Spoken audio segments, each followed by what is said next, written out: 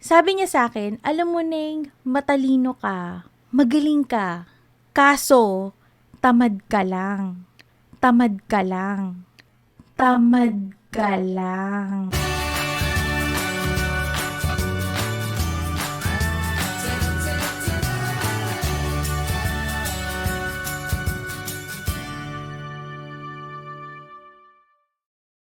If it looks like a cat and sounds like a cat, most probably it's a cat.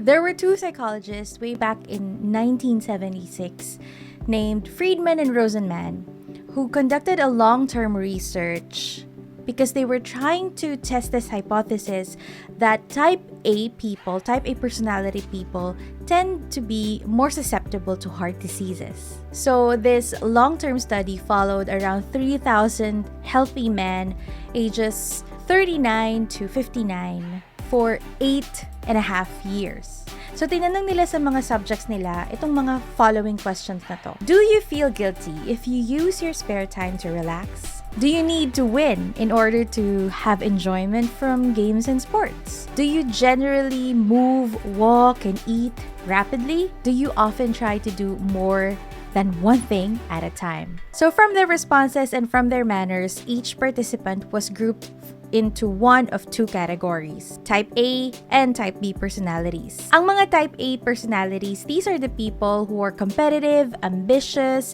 impatient, aggressive, and fast-talking. Type B behaviors naman, or type B personalities, these are the people na relaxed, non-competitive, and very just chill, easygoing.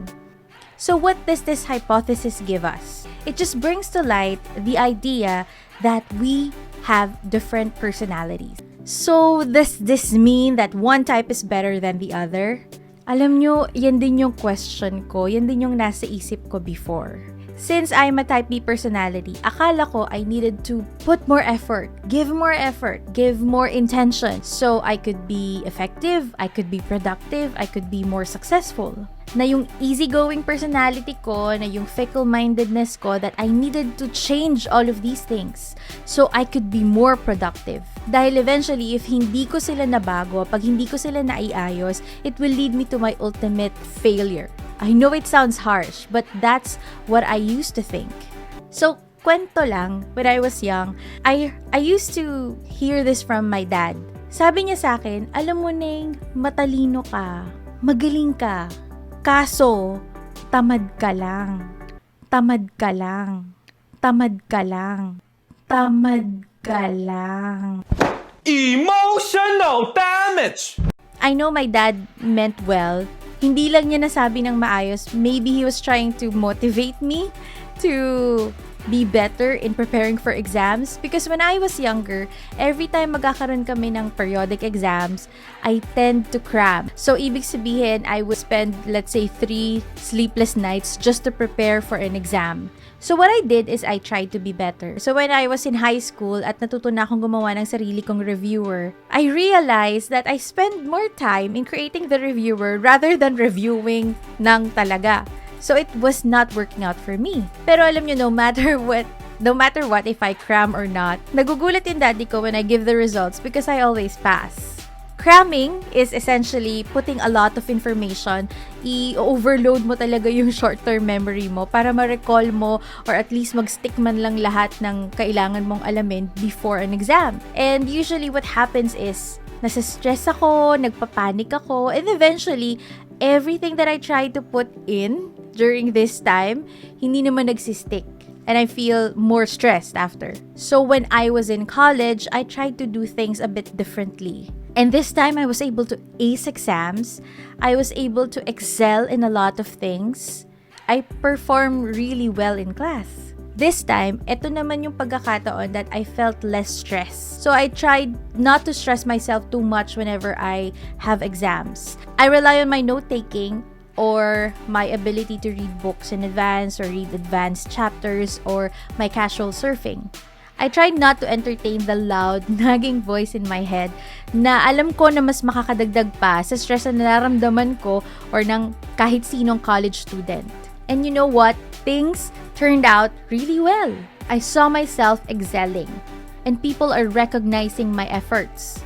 And eventually, it led me to be considered as one of the student leaders in our college. These things won't even be possible when I was in elementary and high school. Hindi nila ako maiisip as a person or a student that would excel, that would be a student leader. All these things happened when I was in college.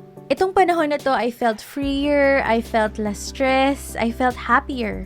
And I've noticed that my emotions play a very huge role in how I tackle on things. My emotions play a big role in how I learn and also how I process things. And when I'm in the zone, mas mabilis kong na-accomplish ang kahit anong pagtuunan ko ng pansin. I'll give you an example. A few months ago, I bought a domain and hosting for Go Sparkle. So when I had it, nag-set up na ako ng email and I attempted to create my own WordPress website. Wala akong alam sa WordPress. Wala talaga akong alam sa mga paggawa ng website. Though I considered a lot of possible apps na drag and drop, unfortunately, it was not in my budget. Pero very determined ako to create my own website, and WordPress was the easiest and the most convenient option for me at that time. So what I did is I researched, I read blogs, I read manuals or instructions, and I watched YouTube videos. Hindi ko pa ginagawa yung website. I just was watching all of these things. It's like I'm prepping my brain. Parang sinasabi ko sa sarili ko na, okay, Joy, ito yung gagawin natin ha. So, makinig ka, pay attention. And check mo if kaya. So, a few days passed as I was binge watching all of these videos and reading all of the blogs and checking out things about WordPress. Naramdaman ko na I really felt it. Okay, sabi ko, okay, it's time. So, I gave myself 3 days and I created my own WordPress website. Pero as I finished it, I realized na parang kulang. Wala dito yung gusto kong gawin talaga. It's just a website, just information. But I wanted to add more. So what I did at that time is to look for alternatives that would easily help me create a website, add a course, and send emails, and a lot of things. I eventually found an alternative. So what I did is to, again, go back to the drawing board and research, read blogs, read instructions, and watch YouTube videos about this alternative to WordPress. And after a week, I finished the whole site, which will be plugged sa August. I have a few students in my course that's running for a few months now, and it's all working fine. It only took me a week to finally figure out and finish everything. That's how quick it was for me. And I really don't have any idea of how to create websites. So, itong experience ito, it just cemented the fact there is a process behind how I view things and how I do things. First step is I fantasize. I visually picture it in my brain. Minamap out ko na siya, very vivid siya. It's as if it's happening already. I can see everything that might happen, all of the things that I need, and it's very vivid in my brain. The next step is I obsess in learning all about it. So yun na talaga yung nag-deep dive na ako. I research, I read, and I focus, zoom in. And then after that, saka ko lang i-execute. And this time, my focus is like 5,000%. Naka-zoom in na ako dun. And it allows me to focus on a few days to a week or a few weeks para magawa ko na siya. And once I'm done, this is, I think, the weirdest part for many. I park it. Itinatabi ko siya. Why? Because that's what works for me. Itinatabi ko siya because I understand, I know sa aking very unique process that it works for me. That in sometime in the future, I can just, parang drawer, I can just pull it out and use it. That's how I allowed and taught myself how to paint, how to do digital art, how to create websites, how to play the ukulele, and a lot of things. Gustong-gusto ko tong quote na to that I read, and I just wish that I heard this when I was younger. Sabi ni James Hollis, which is an American Union psychoanalyst, he said, "To become a person does not necessarily mean to be well-adjusted, well-adapted, or approved by others. It means to become who you are. We are meant to become more eccentric, more peculiar, more odd. We are not meant just to fit in. We are meant to be different. We are here to be the individual." So the question remains, kailangan ba talaga nating magbago? If things don't work out, Should you or should you not change? As multi-potentialite creatives, this dilemma has plagued a lot of us for a long time. In a society that highly regards productivity, where do we fit in? In a society that highly values habits, how can we help ourselves, and what do we need to do so these habits would stick? In a society na mas importante kadalasan ang specialization or choosing a niche, how can we ride the tide? Paano tayo sasakay so we can also be called productive? Add ko na rin dun sa marami kong tanong na when things don't really work out for us, is changing ourselves really the first step into making things better? So in closing, let me share this. You are in prison. If you wish to get out of prison, the first thing you must do is realize that you are in prison. If you think you are free, you can't escape. Looking back, alam niyo friends, it all makes sense. I should never be someone I am not. It took me so many years to really figure it out and embrace it 100%.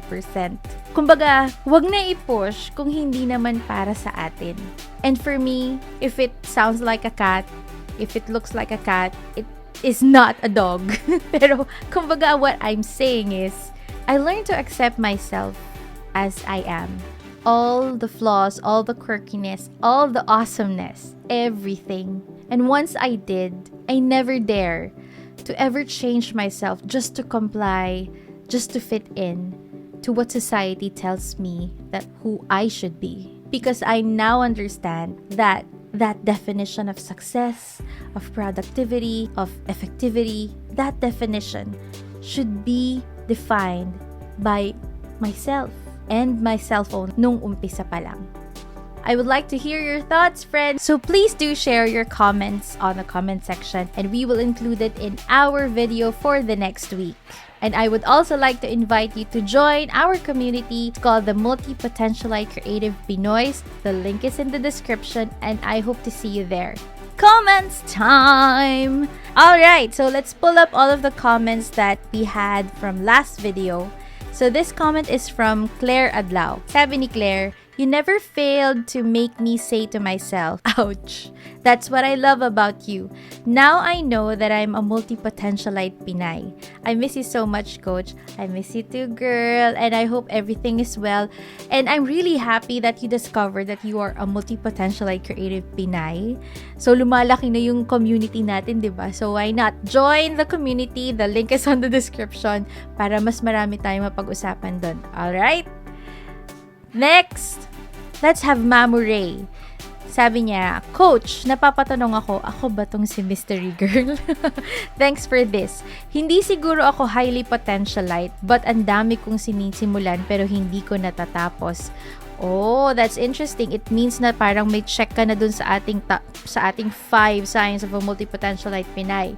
So, more of those in the coming videos, and I appreciate you for joining the community, and more information will be sent over soon. Thank you so much, Raya. And lastly, we have a comment from Baby Jane. Sabi ni Baby Jane, na perfect ko na ata yung checklist, Coach.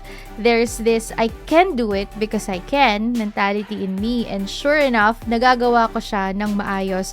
Pero kasabay nun, unti-unti ding nawawala yung fire sa ginagawa ko. And usually, di rin natatapos yung nasisimulan. Nakakapagod at nakaka-disappoint din kapag nangyayari yon ng madalas. Na parang wala akong mapagmamalaking accomplishment dahil hindi ko alam kung ano yung gusto kong gawin, na di mawawala yung drive ko. Naisip ko na din, di rin sapat ang mentality yung I can do it because I can. Dapat meron ding I am doing this for me, to be a better version of me na drive. Wow, that's very beautiful, Baby Jane. And I like how you analyze na yung mentality na kaya ko naman siya, so gagawin ko siya, needs that motivation, that drive na why are you doing it? So yung sasabihin mo sa sarili mo is I'm doing it for myself, which is a very powerful motivation for you to keep on doing what you love doing most. And eventually, yes, we lose the fire. Kaya nga maraming nakaka-relate yan, si Raya and si Claire, na nagkakaroon kayo ng drive sa umpisa and eventually it weans off, nagkakaroon ng parang nalolobat na, because that's how we are. And the more we know about ourselves, how we operate, ano yung proseso natin, it empowers us. And I appreciate you for taking that first step in acknowledging that you are that person. All right? I appreciate you, ladies, and thank you so much for sharing your comments. And I hope that on our video, itong present video natin, more comments will come in and we can share your comments in the next video. Thanks so much, and I'll see you guys again next week. Bye!